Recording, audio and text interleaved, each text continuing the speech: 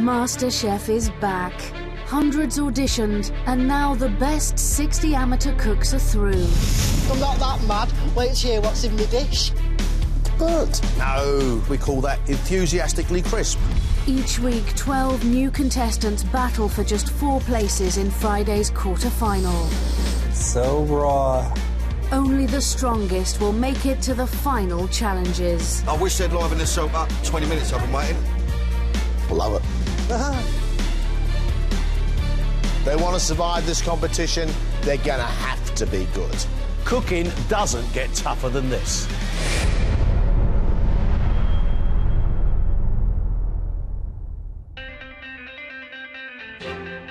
These 6 amateurs all think they've got what it takes to become MasterChef. But at the end of today's heat, only 2 will become quarter-finalists.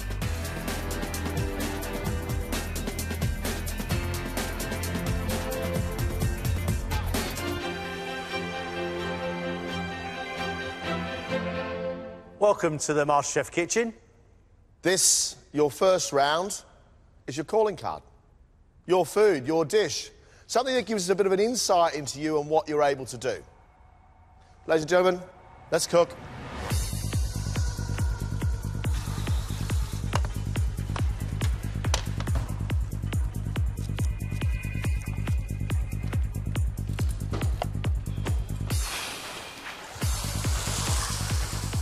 Me and my wife compete in the kitchen quite a bit because she likes cooking as well. She's pregnant at the moment, and I think if she wasn't, she would have liked to have been here herself instead of me. Dave, you've got a hat on. Yeah, I always cook with a hat. The other thing I want to ask you is, you had loads of different bits of pig. Well, yeah, I'm making pork tenderloin, black and white pudding cube, salt crust baked beetroot, then a cider and mustard reduction. Quite a bit to do in an hour. It's MasterChef, you know? If you don't push yourself, then what's the point? I'm looking forward to your food. Good stuff, great. Dave obviously wants to stand out as a cook. Cooking things in sous vide, doing things in pressure cookers. He's got all the bells and whistles, he's got everything. But can he cook me food that I want to eat? I've just got such a huge passion for cooking. I'm never, like, too tired to cook, or it's just something that I always want to do on my days off and cook for friends. All these spices, Julie. Yes. What are you making? I'm making a Malaysian chicken rendang. Rendang is sort of like a drier curry. Got lots of Malaysian flavours in it. It's quite, like, strong. Where did a girl from the Wild Highlands learn about the food of Asia? My mum actually comes from Malaysia. She came over here when she was 18 and she has sort of taught me to cook. Is this one of Mum's recipes? This is one of Mum's recipes, so the pressure is on. I bet it is. I've never had a chicken rendang before, because rendang traditionally is made with beef. But it could be quite brilliant. But there's one thing we need, and that is lovely, moist chicken inside a rich sauce. 20 minutes gone.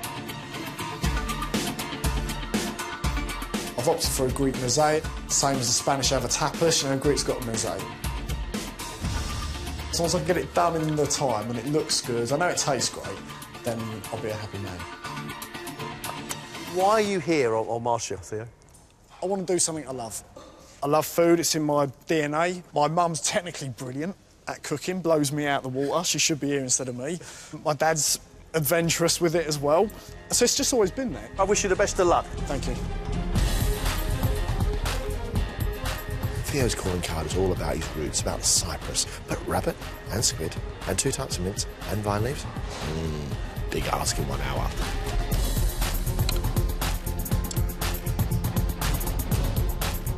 I've never done anything like this. I feel like the day when I got married, I'm that nervous.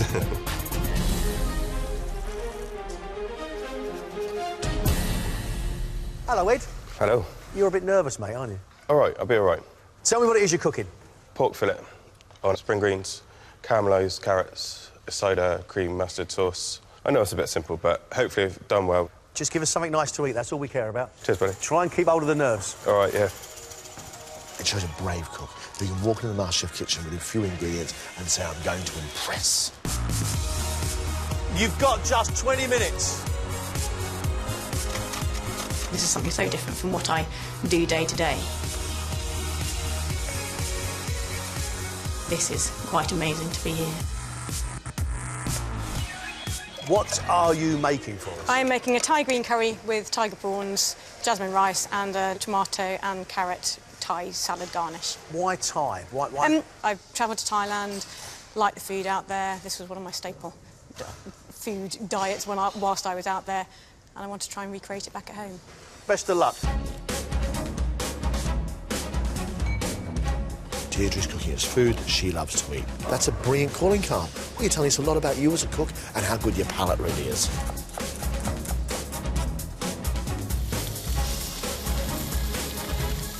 Compared to daily life, this is probably a bit of a day off because no one's driving me into trees or anything like that, so I'm quite happy about that.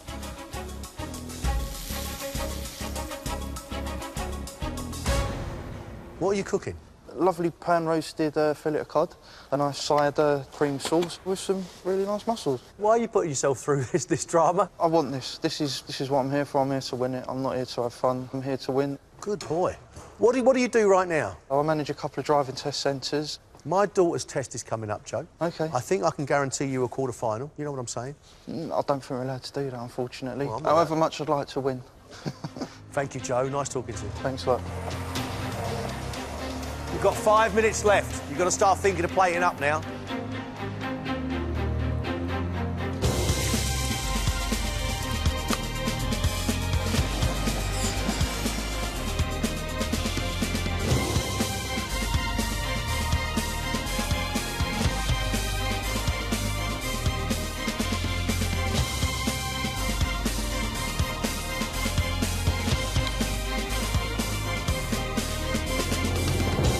Right, time's up.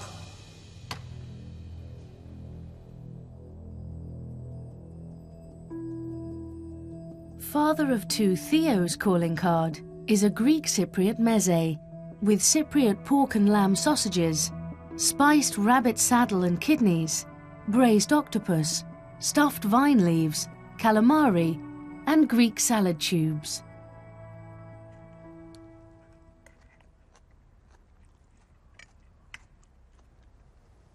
I like so many things on here. There is a sweetness in these vine leaves that is just delicious. There's a spiciness in there as well. There's the freshness of lemon. Some of these nibbles are downright delightful. Brilliant, thank you. Theo, you're demonstrating lots of skill and you've got some really distinct, bold and big flavours, and I like those flavours. What I'd probably like is to eat each one in plentiful amounts. Fair enough. To me, this was sort of a make or break type dish. I thought it might put me on the map. I think it's more edge to the make than the break, but I don't know yet. So we'll see how we get on. Primary school teacher Dave is serving pork tenderloin, a crispy black and white pudding cube, salt-crusted baby beetroot, crackling pig's tails, and cider braised cabbage. Good looking plate. Thanks.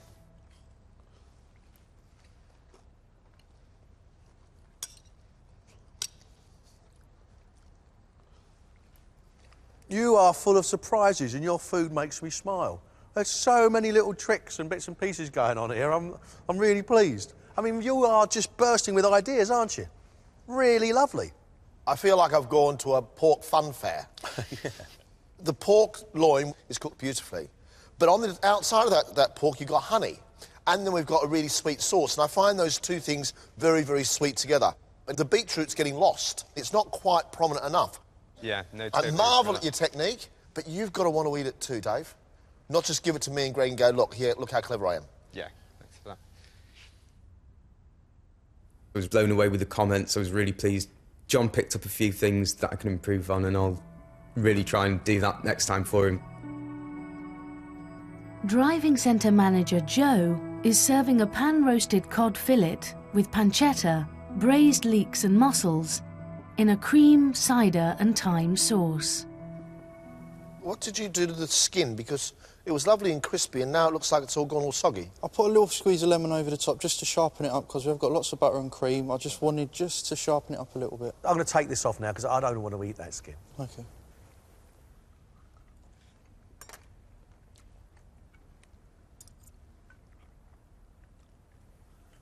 You've cooked your cod very nicely. However, you need to get more depth into your sauce. It's very wet in there, and of course you've also got wetness coming out because of the cabbage. OK. I love the concept, but just be careful when you're cooking a little bit, because some of these mussels are just slightly under, and they become chewy. Yeah. For me, it's a bit salty. Sure, I a get bit that. over-seasoned. Didn't quite come off as I wanted it to, but I really want to get back in the kitchen, really show a more sort of balanced, more perfect dish. Vet Deirdre's calling card is a Thai green curry with tiger prawns, jasmine rice, and a carrot and tomato salad.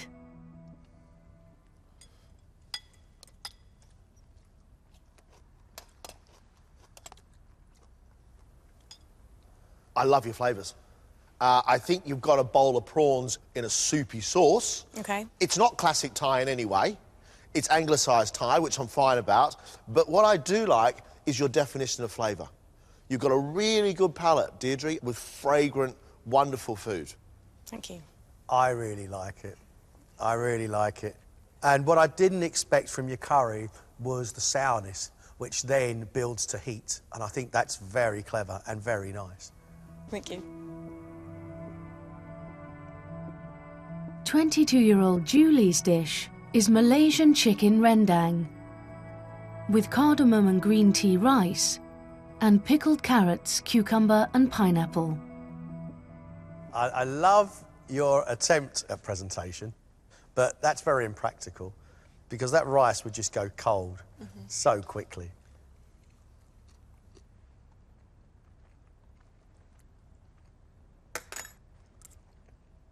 On that salad, you've got crunch of the vegetables, you've got sweetness, you've got sharpness, you've also got sesame. In that little pot of curry, there is spice, warmth that builds into fierce heat. Good effort.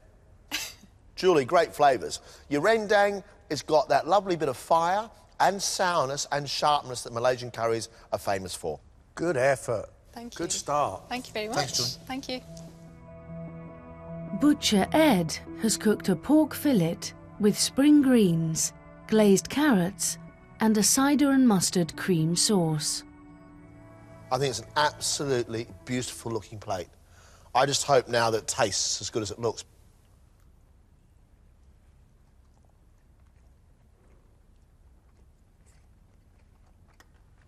Ed, in there is some real glory, but in there is also just a tiny bit of disappointment. Your greens are a little bit watery still, and that water washes away all the other glorious flavours. With an extra grind of black pepper, a little bit more butter, that dish could be majestic.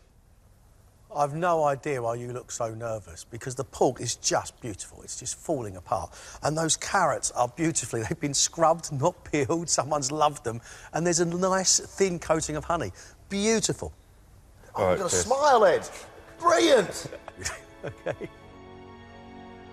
Now I know that I haven't made a complete idiot of myself, it does give me some confidence, and hopefully now I can relax a bit and show what I can do. Brilliant first round. Your calling card gives Greg and I a really good insight into you as cooks. You go and take a break, because next time you come back, the competition truly begins. Thank you very much. Off you go.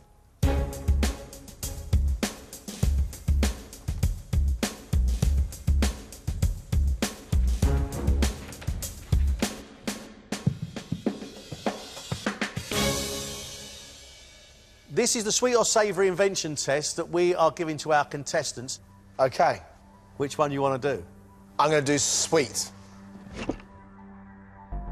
John will now have an hour to create a dish from marzipan, tinned apricots, dates, raisins, Brazil nuts, golden syrup, amaretto and star anise. He also has a basic larder. All right, John. 1 hour. Get cooking.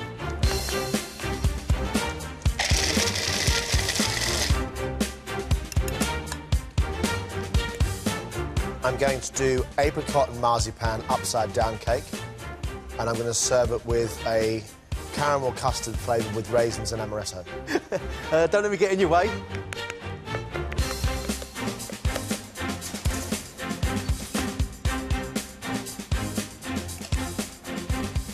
Beautiful flavours we've got here, haven't we? It's amazing.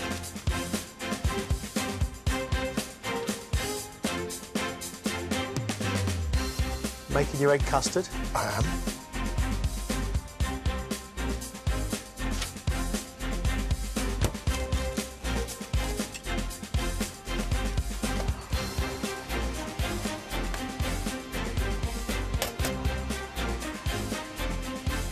Look at that. Nice, nice, nice. That works. Yes. There you go.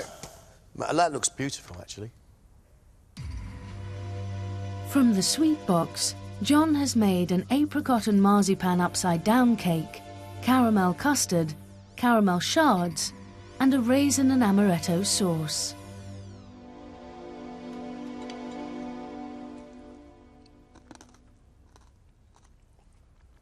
There is a serious level of sophistication going on there, and the flavours are many-fold, John. Exactly what I would want from the best of the contestants. Let's get them in.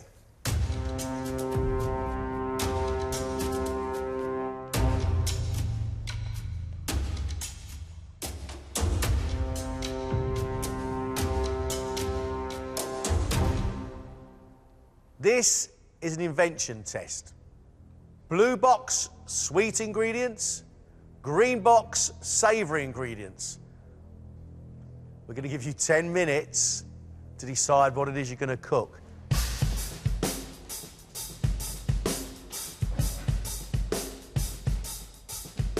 All of the contestants have chosen the green savoury box, which contains squid, chicken breast, tomatoes, coriander, watercress, baby fennel, cannellini beans, cashew nuts, and soba noodles. Not a single sweet box amongst the 6 of you.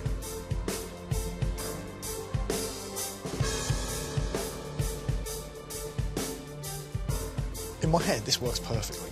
How it comes out, no idea. Right, time's up. Ladies and gentlemen, 1 hour. Let's cook.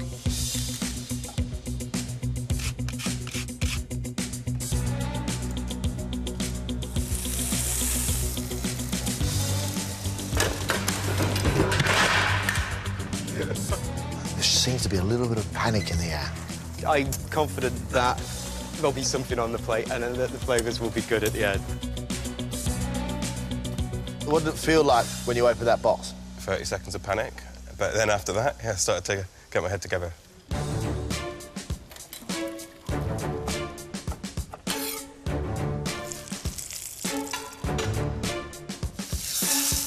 think there's issues here because you are going to go for that protein, aren't you? Either the squid or the chicken, or the squid and the chicken. And there's very little else you can do, so it's going to have to, you have to really think quite hard.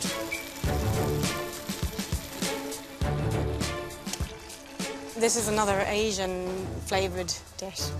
This is what I'm comfortable with the time frame, I hope. I kind of thought you would do us a Greek-style squid. I've already done that trick. I've got to do another one. From an amazing Malaysian curry, Julie's making us chicken and mash. It better be an amazing chicken and mash.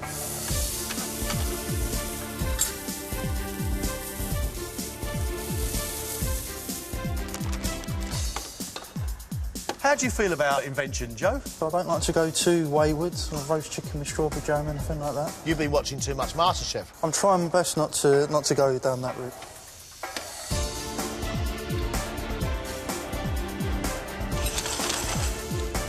Last 5 minutes.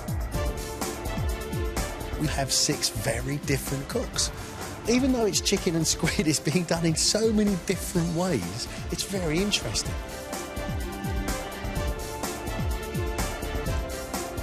Ten seconds, last touch.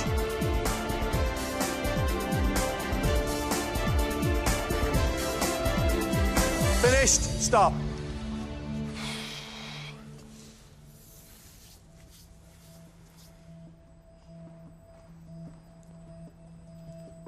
From the savoury box, Joe has cooked a supreme of chicken with roasted fennel, tomato and shallots, braised baby fennel, and a white bean puree.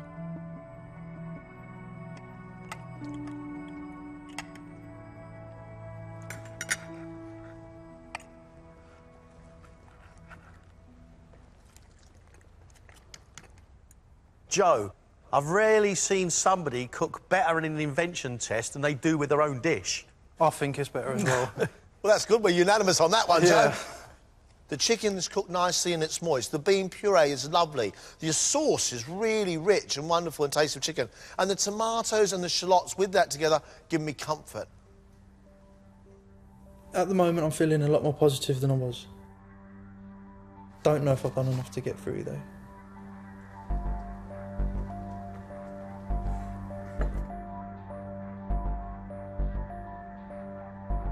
Ed has made chili and garlic crispy squid, served with orange and soy sautéed fennel and toasted cashew nuts.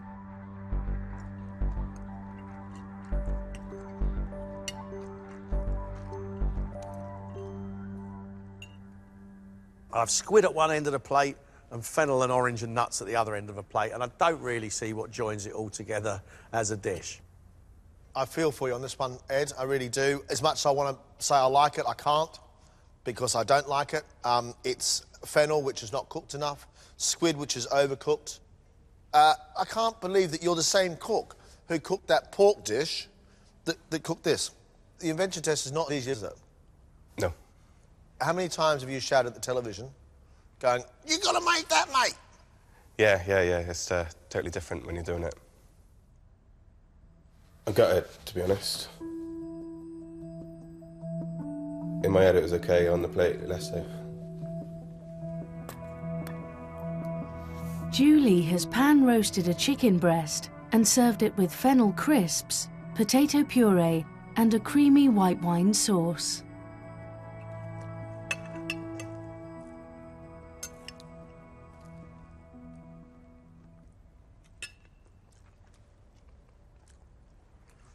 The good thing is your chicken is nicely flavoured and nicely seasoned, and you have a crispy skin. After that, we start to have problems. You've served a ridiculously small amount of mashed potato. That sauce, it just tastes and feels like cream. And the idea of fennel crisp hasn't worked. I quite like the cream sauce. I like the depth of it and the sharpness of it, but I don't think it's a triumph. Thank you. Thanks, Julie. Cheers.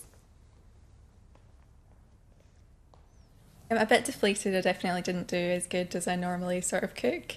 I've been practicing invention tests as well, so I was quite disappointed with my efforts, but I'm hoping that my first dish will get me through.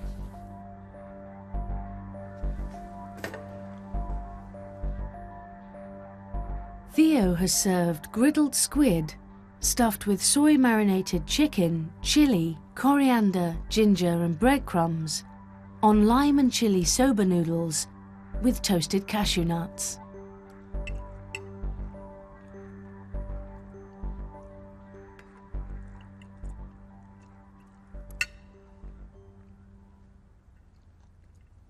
The inside of your squid is still a little bit slippery, but it doesn't matter because your filling inside is wet, and that filling is so highly flavoured. I tell you, as an invention, I'm really impressed. Thank you. I'm not as enamoured as Greg is, I've got to say. I think the inside of that squid is not cooked, so I've got charred on the outside. The filling itself inside is really highly flavoured, but I feel over-flavoured with orange, nuts and chicken. I feel like I'm having a chicken satay and a glass of orange juice at the same time, and they don't really quite work in my mind. I'm not going to take it away from you, though. I agree with Greg. I think an invention test is a really brave thing. I was quite happy to pull it out of the bag for an invention test, to be honest. I'm just a bit gutted that maybe some of the flavours and the texture wasn't quite right. I have no idea which way to call it. I think it's a total 50-50 at the moment on this.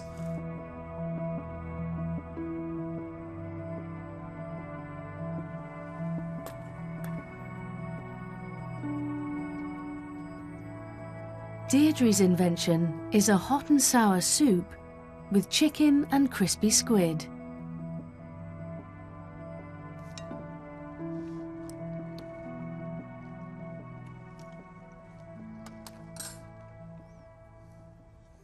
Have you had to put a load of sugar in there to try and make it sweet? A little bit of sugar in there. A little bit?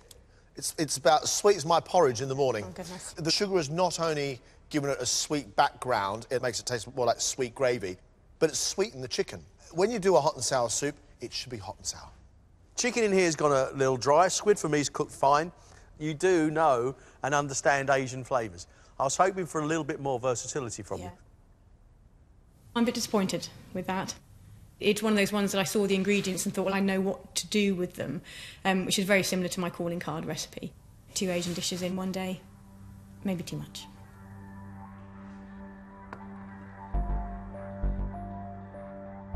Finally, Dave has cooked garlic chicken with a tomato cassoulet, watercress pesto, deep-fried fennel and chunky croutons.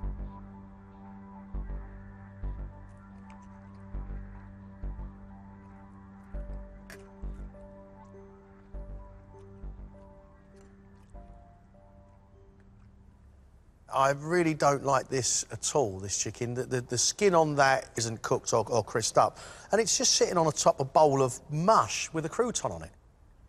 The beans are a great concept, a really good idea. A lovely stew of beans with tomatoes, but those beans need to be stewed, not just put in a pan and introduced to the tomatoes. They need to be dancing with the tomatoes. They're not even holding hands, and it needs to come together as a dish. But at the moment, it's a bit dull. Thanks, John. Thanks, Greg. I think that's the single scariest thing I've done in my life. It really is hard. It really is difficult. So I just hope I've done enough, and fingers crossed I have, you know.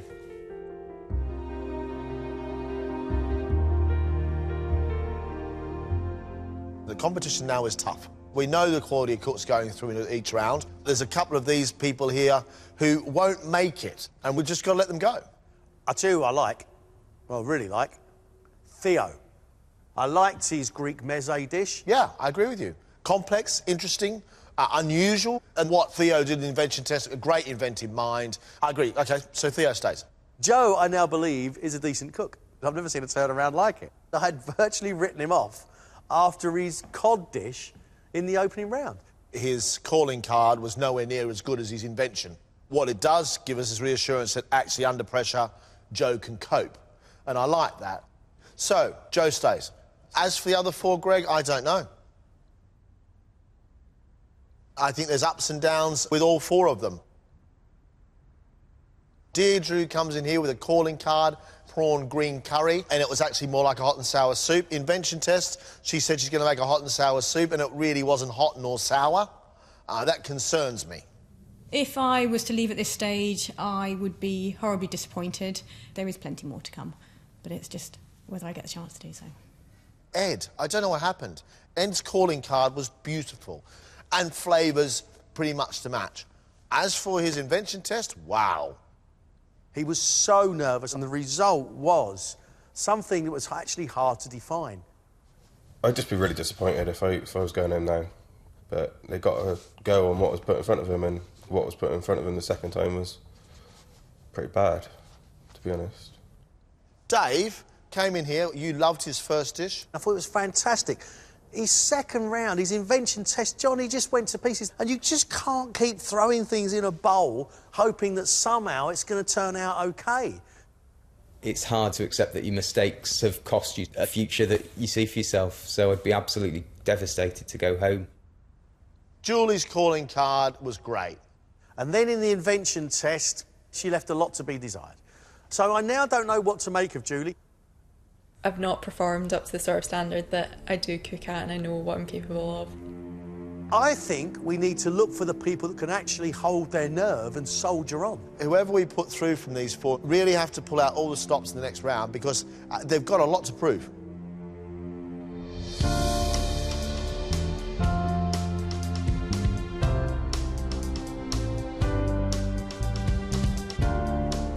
I've rarely seen such a contrast between 2 rounds, made for a very difficult judging decision.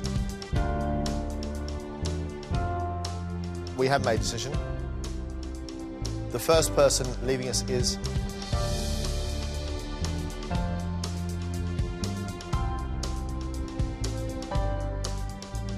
it.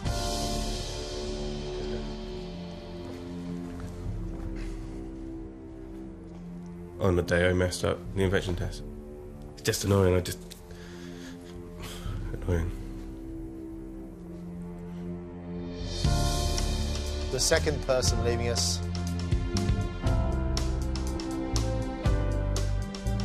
is Deirdre. Thanks, Deirdre.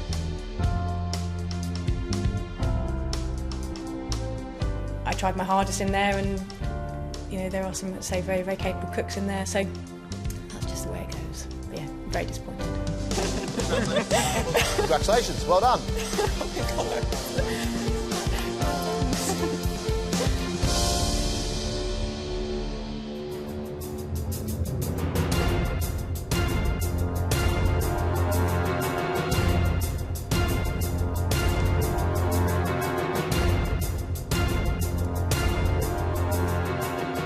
This is a tough test. You are cooking your own food today, not just for me and John, but for 3 champions of MasterChef. Drew Baker, James Nathan, and Natalie Coleman. 4 main course orders in 1 hour. 15 minutes later, 4 dessert orders. But at the end of this, we only have 2 quarter-final places to give. Let's cook.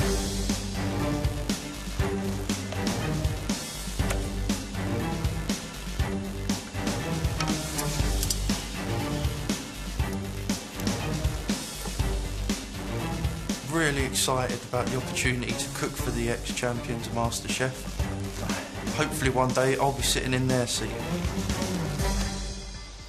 Your cooking seemed to be getting stronger as the competition went on. Is it going to get bigger and better? Hopefully. I mean, this dish, really one of my favourite dishes. Simply pan-fried Dover sole with a brown shrimp and chive butter sauce and saffron mashed potatoes. And for dessert, I'm doing a classical Cranachan, pinhead oatmeal, smoky whiskey, some lovely raspberries and honey. If I was sitting in a restaurant right now, that would probably be the 2 dishes I ordered. This is what I would want to order. This is what I would want to eat. It's when I get my own restaurant. It's what I'm going to be serving. He's saying to us, I can cook classic food really well. I think he's actually in for a big challenge. He's got to cook 4 fish at the same time and make sure that sauce isn't split.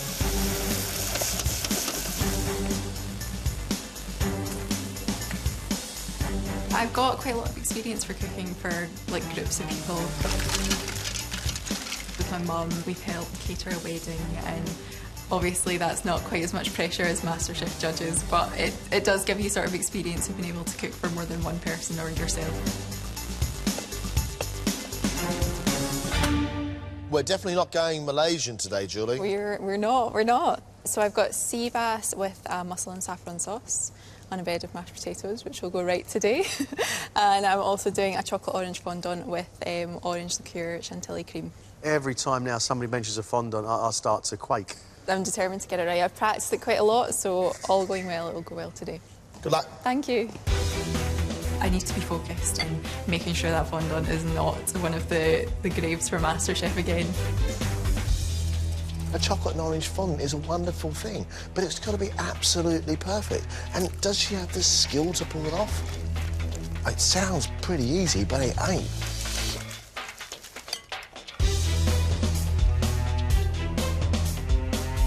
Getting into the quarterfinals, yeah, would just generally blow my mind.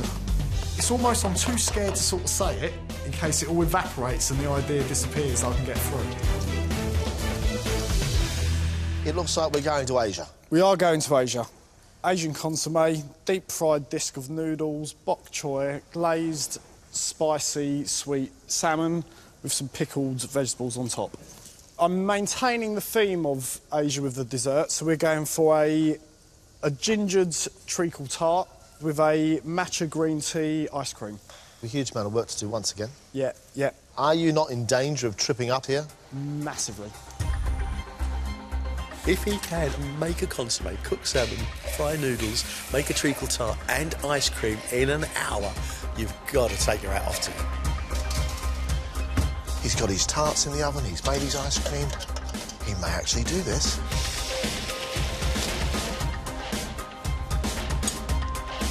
I think today I've got to nail it, because I think I've got a bit of ground to make up. Can you cope with the pressure of MasterChef, Dave? Yes, I can. That's why I'm here. It's my recipe, and I'm really feeling confident about it today. What are your 2 courses today, Dave? OK, I'm doing a herb-stuffed lamb with a broad bean puree, langoustine and a langoustine bisque, served on a polenta cake. Surf and turf, I know, beef and prawns. Yeah. But lamb and langoustine? Wow. Yes, pretty much. That's the way I'm going for it today. OK. And then for my dessert, I'm doing a peanut butter brownie with a raspberry ripple ice cream and some peanut brittle. Right, OK. Good luck, Dave. Cheers, guys. Doing things that haven't been tried and tested and putting your own spin on things, that's what makes people an outstanding chef. I mean, I don't think I'm there yet, but it's definitely where I want to go. What does Dave think he's up to? He's trying to stand out the crowd and be different. Well, it's great to be different, but it's just crazy.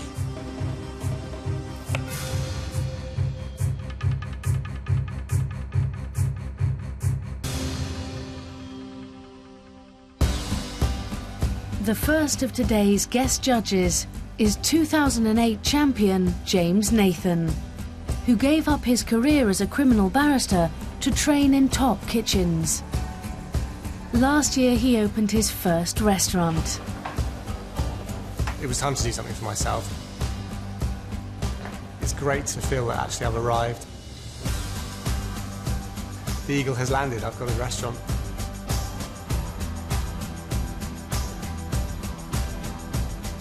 If I put my hand on my heart, there's been some quite dark moments. It's not a well-paid profession, and it's very long hours, it's very grueling. But being a criminal barrister is you never made anyone happy. And for me, cooking is making people happy. Drew Baker was crowned MasterChef champion in 2010. After I won, the phone didn't stop ringing, and it was just this complete whirlwind, at least for the first 6 to 12 months.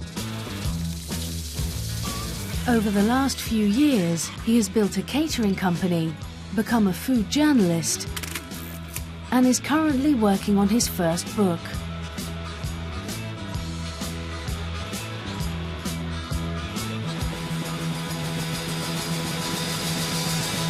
I often wonder what would have happened had I not sent that application off, and it doesn't bear thinking about, because I would not change anything about my life right now, and it was all entirely down to being on MasterChef and winning MasterChef. 2013 champion Natalie has spent the year working with some of the country's best chefs, including Tom Kitchen, Tom Kerridge, Theo Randall and Daniel Clifford. I sort of found my feet, and it opens your mind to what you want to be and where you want to be in 5 years' time. I would like to open a restaurant and it'll be sticking true to my roots. It'll be in the East End and it'll be serving up good British grub.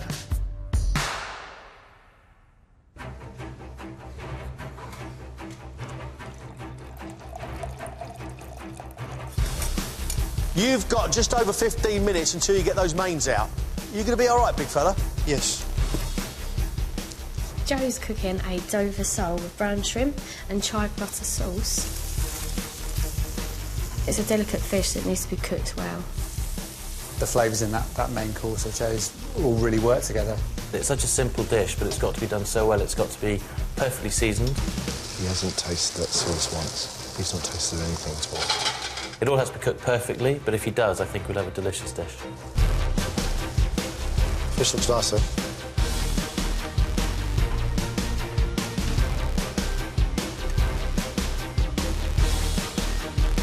Good lad. Hi guys. Hello. Hi there. We've got pan-fried Dover sole with a shrimp and chive butter sauce and some saffron mash. Thank you. Thank you very much. Thank you. I'm delighted with this. You know, he's not faffed around with it. It's plated simply and really beautifully. It smells delicious and I just want to eat the whole thing.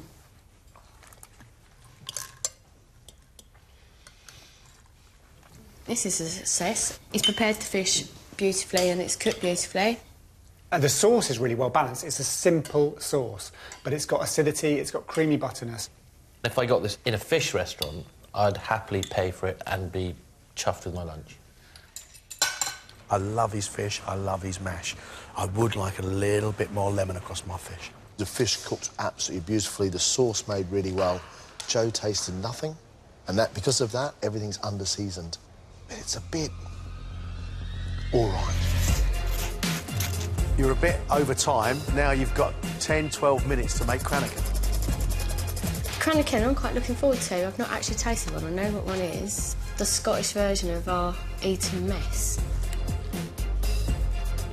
It's got to be rich with the cream. It's got to have that real spiky flavour from the raspberry, that real kick from the whiskey and then the oats to give it sort of crunch and texture.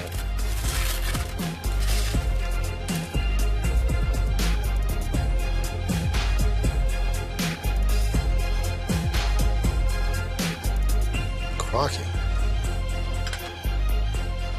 Let's go.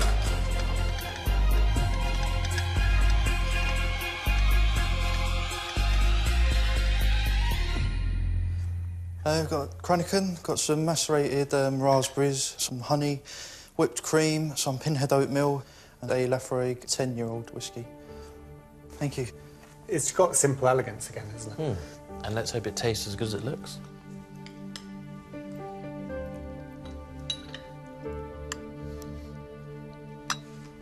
It's delicious, but it's quite a hefty pudding. I thought, oh, there's too much cream by looking at it, but then there was all them lovely toasty oats mixed in with the cream, and suddenly you get a hit and a crunch, so there's good textures going on in there. I don't eat all that cream. There's not enough sharp, sweet raspberry. There's not enough toasty oaty. It's mostly cream. I'm a little bit disappointed in that dessert, actually. Really a bit disappointed. The main course went OK. Don't know about the dessert. I'm physically exhausted now. 15 minutes on your main course. My fondant mix didn't work. What? My fondant mix curdled. She's got to start all over again.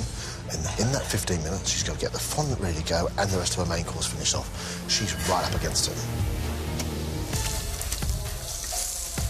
Julie's main, sea bass with a saffron sauce and mussels. It's quite straightforward. You know, you've got to cook a piece of fish and steam the mussels and make a sauce. And where there's nowhere to hide in a dish like this, the fish has got to be right, isn't it? You've got a minute left to get those out. I think I might be a few minutes late.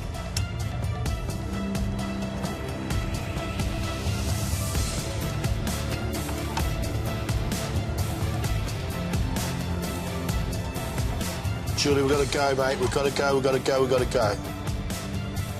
Come on. Apologies for the lateness. So I've made you sea bass with a mussel and saffron sauce with mashed potatoes, so I hope you enjoy it. Thank you very much. Bye. It's a whopper. It's a big portion, isn't it? Yeah.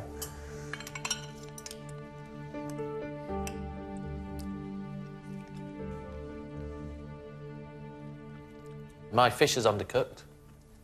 The mussels are kind of a bit bouncy, so I'm really disappointed with this, actually. The samphire is just, well, I won't even touch it. It's just been ruined. It's got no vibrancy. This isn't without hope, because the sauce is good, my fish was well cooked, and the mash is creamy and smooth. But you know, there's the glimmers of talent here. That sauce, which is flavourless, is going into flavourless, starchy mashed potato. And I'm eating saffron-coloured, not even flavoured, wallpaper paste and a piece of sea bass with a mussel. Do as fast as you can. Quick, let's see what you can do. OK? Dark chocolate and orange fondant, which is most people's misery on MasterChef. There is something magical about a good fondant. You know, you've got this sort of almost crispy sort of sponge and just then gooey chocolate to go with it. So, we've got to move. Go. Get them in the oven. Quick, let's go. Julie's in the right panic. She's got a second batch of fondants in the oven. We might get a dessert on a plate. You've got 90 seconds. How are those fondants looking? They just need another minute.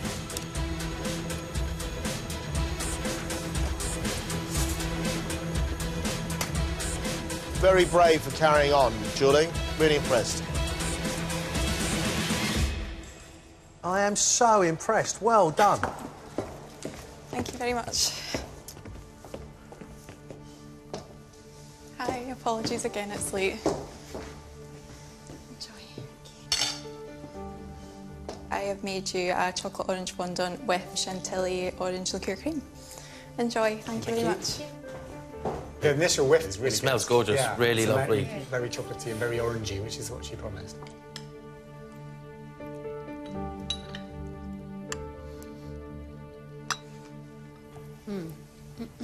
It's delicious. Perfectly malted in the middle, gorgeous texture, gorgeous flavour. You wouldn't think it was the same chef that served us that fish dish before. It's not too sweet, chocolate with a base flavour of orange. There's also orange in the cream, which lightens the whole mix. I tell you what, that is not bad at all. Considering she did that in 13 minutes. Wow, good on Julie. Had my fondant mix not gone wrong, I would have been able to focus more on the main course. And I think overall the dishes would have been a lot better in taste, but at least I managed to get something out. Theo's made is Asian salmon with fried noodles and consommé. The consommé is a brave thing today. Consommé's got to be clear, it's got to be light, but it's got to be packed with flavour. Yeah, it'd be interesting to see how the salmon comes out. It's quite easy to toughen the fish up in a hot broth.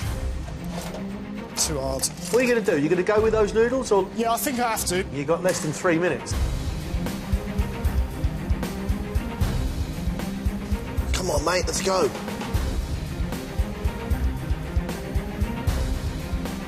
You should actually be sitting in front of them now.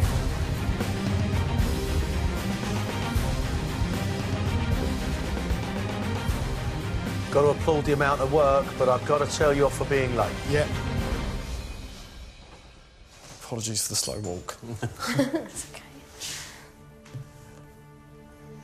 So we've got an Asian-style consommé, deep-fried noodle disc, blanched bok choy with a salmon glaze with a sort of hot, spicy lemongrass jam, and some pickled veg for the top, and I hope you enjoy. Thank you very much. It's looking very good indeed.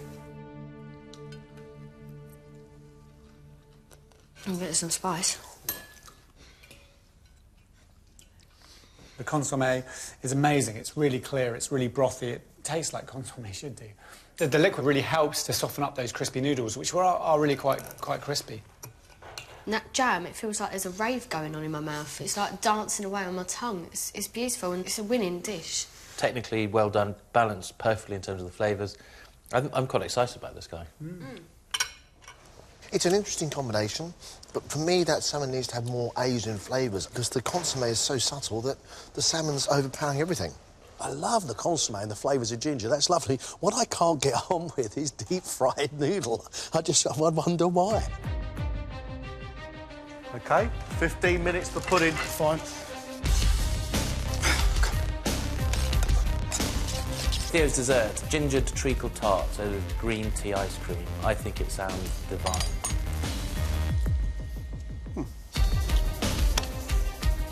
I think those two things together, the ginger and the green tea, it's got that Asian thing, and, you know, that's a nice thing about his whole menu, is that he's got those themes running through all of it. You've got 2 minutes, Theo. OK. Oh, nice. You've got about 40 seconds to get this out.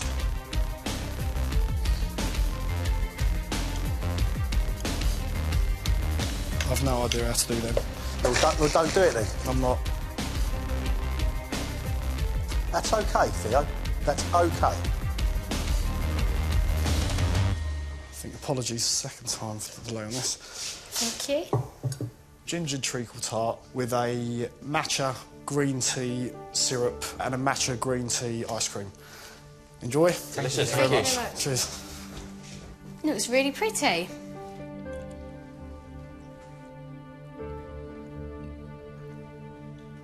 That's a really good pudding. It's gingery, it's treacly, it's exactly how I want it to taste. It's fantastic. The pastry's brilliant. It's just so crumbly and buttery and lovely. And that green tea, it was lovely. Every single component of both courses has been pretty much flawless. The treacle tart on its own is a good thing, flavoured with ginger, slightly too sweet. The ice cream needs more sweetening. The two together is a lovely combo. I love the ice cream and the syrup along with the tart. Warm with ginger, sweet with treacle, made really nicely. With all the work he's done, I've got to say I'm impressed. It's a bit of a blur, really. It was just 100 miles an hour for the last hour and 15 minutes. You know, touch wood, I've nailed it. Dave, 15 minutes exactly from now.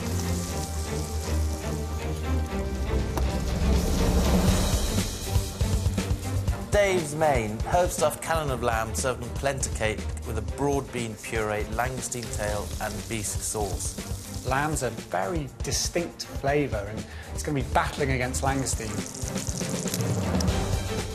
And also a bisque. You know, with my lamb, I want a nice rich gravy, not a fishy bisque.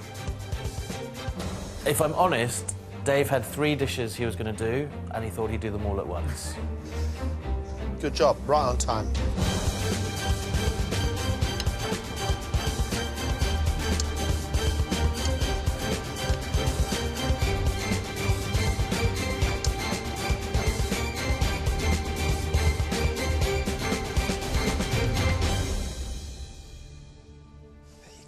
Thanks, Dave. It's herb-stuffed cannon of lamb with a broad bean puree on polenta cake with langoustine and a langoustine bisque.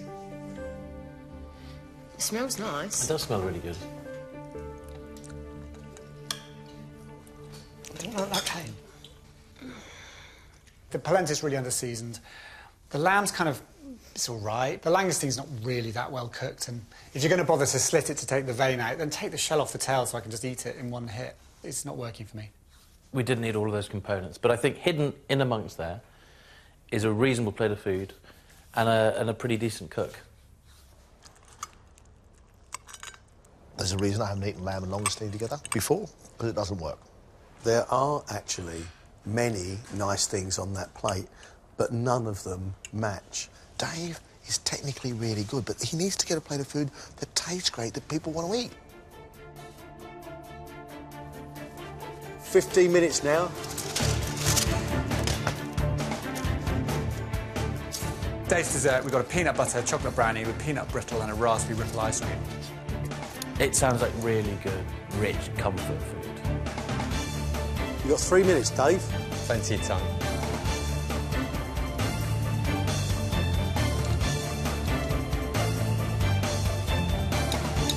Are you done? Yes. Let's go.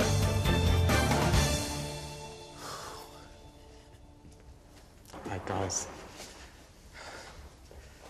Okay. There we've got a peanut butter brownie with some peanut brittle, raspberry ripple ice cream and some raspberries on the side. Okay, thanks guys.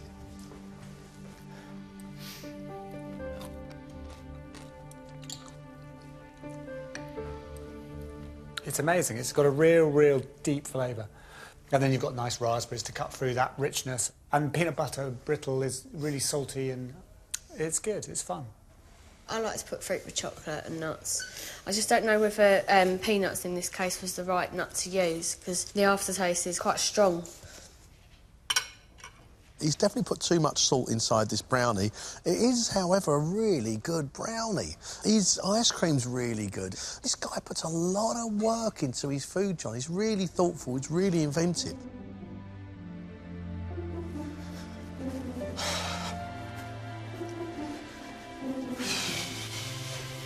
I'd hate to go out playing safe. I'd much rather go out risking everything, throwing all my cards in and just see what I get. I think Theo should stay because I think he's got great work ethic, I think he's got great skill, and between his calling card, his invention, and today, he's shown us that he can create interesting food and he's got a massive repertoire. John, the work he takes on, It doesn't even break into a sweat. Who else is going to go through with Theo? Champions loved Joe because it was classic and it was simple, but at the same time tasty. Beautiful fish from Joe, followed by a very scruffy Cranachan. Two very different sides to Joe. The pressure was really on today, but the adrenaline, the rush, the buzz, it's amazing. I just want more of it. Julie didn't actually present us with a stunning first course. There were issues with it. As for the dessert, I was really surprised. She managed to get a passable fondant out, and that was the second attempt. So I've got to commend her. I'm dying to go to the quarterfinals. I want it so badly.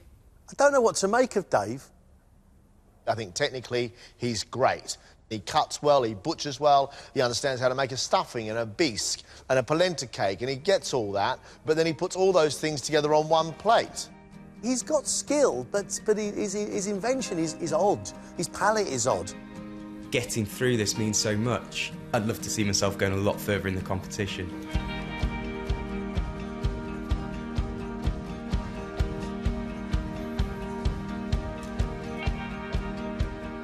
We've made a decision. Our first quarter-finalist is Theo. Congratulations, mate. Thank you.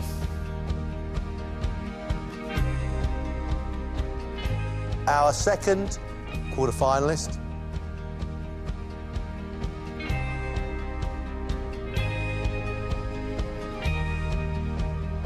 is Joe. Congratulations, mate. Congratulations, Joe. Thanks, guys, very much indeed. I mean, it's a dream I've had for a few years to get a MasterChef, and I was lucky enough to do it this year. It's not the end for me, I don't think. I think it's just a beginning. I'll look back on the MasterChef experience as just so much fun. Like, getting to know all the other people and the cooks that are in there just now are just amazing. I'm over the moon. I've got this grin that's slowly appearing. I know I'm not going to be able to shrink it for about a few hours yet. I'm just absolutely overjoyed to get through to this next stage. MasterChef quarter-finalist. It's so cool.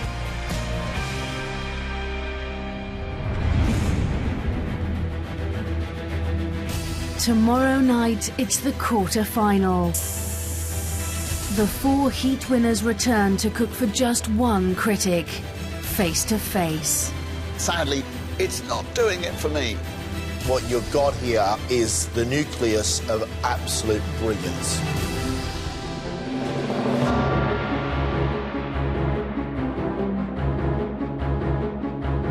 And MasterChef continues tomorrow at the later time of 8:30 on BBC One. Next tonight, those yellow tickets that send the blood pressure soaring, tempers fraying on the streets in Parking Mad.